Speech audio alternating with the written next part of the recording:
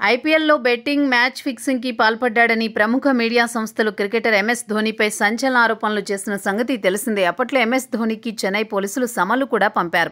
అయితే ఈ పరిణామాన్ని ధోనీ అంత తేలిగ్గా తీసుకోలేదు. ఆ ఆరోపణ అతన్ని మానసికంగా కుంగదీసింది, అభిమానుల్లో కల్లోలానికి కారణమైంది.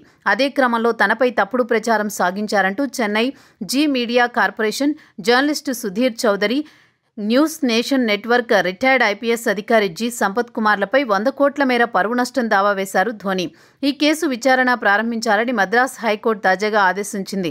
2014లో తాను బెట్టింగ్కు పాల్పడినట్టు తప్పుడు ఆరోపణలు చేశారని, దీని కారణంగా పెద్ద ఎత్తున పరువు నష్టాన్ని ఎదుర్కొన్నానని ఎంఎస్ ధోనీ తన దావాలో పేర్కొన్నారు.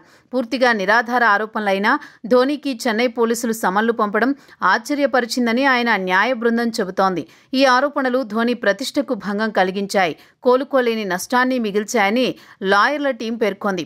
ప్రస్తుతం కోర్టు విచారణను ప్రారంభించింది. ధోనీ సెలబ్రిటీ హోదా కారణంగా కోర్టు ప్రాంగణంలో అంతరాయం కలగకుండా ఉండడానికి అక్టోబర్ 20 నుంచి డిసెంబర్ 10 మధ్య ఇరు వర్గాల పరస్పర అంగీకారంతో చెన్నైలోని ఏదో ఒక ప్రదేశంలో ధోనీ వాంగ్మూలాన్ని రికార్డు చేయడానికి ఒక అడ్వకేట్ కమిషనర్ను నియమించారు.